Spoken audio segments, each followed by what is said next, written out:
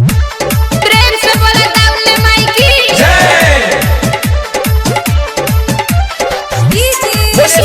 मैया की जय।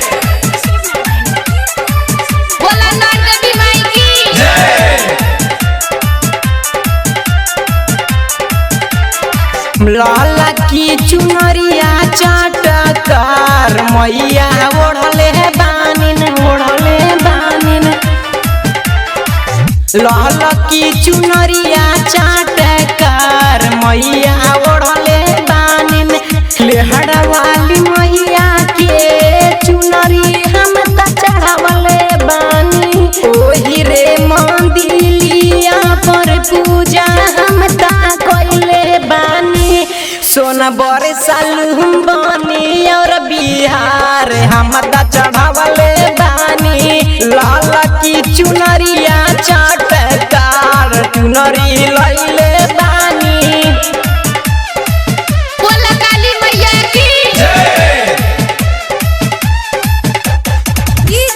शिव नारायण बोले लहरा वाली मैया की जय। आवे लगली मैया के जब से दरबार में सब के नजर रहे मैया के मंडाल में हाँ आवे लगली मैया के जब से दरबार में सब के नजर रहे मैया के मंडाल में टाइम बिना हम ता पूजा कहीं नहीं करत रहली टाइम बिना हम ता पूजा कहीं नहीं करत रहली गोरखपुर के चुनरी बालदार चुनरी लइले बानी लाला की चुनरिया चाटकार मैया जी ओढ़ले बानी ने बोले शारदा भवानी की जय। बोले मैहर वाली मैया की जय। बोले मुजफ्फर वाली मैया की जय।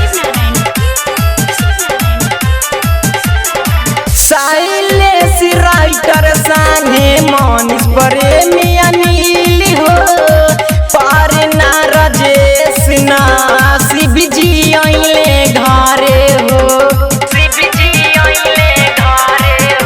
एहो साइलेंस राइटर संगे मनीष प्रेमी अनिल हो पार ना राजेश ना मनीष आइले घरे हो लेहड़ा वाली मंदिर में दर्शन हम ता कइले बानी दुर्गा मंदिर में चुनरी हम त चढ़ावले बानी मांगले मैया से दर्शन मैया जी अइले बानिन लाला की चुनरिया चाटकार मैया जी ओढ़ले बानिन लेहड़ा वाली मैया के चुनरी हम त चढ़ावले बानी ओही रे मंदिलिया पर पूजा हम त कइले बानी सोना बरे सालू बानी और बिहार हम त चढ़ावले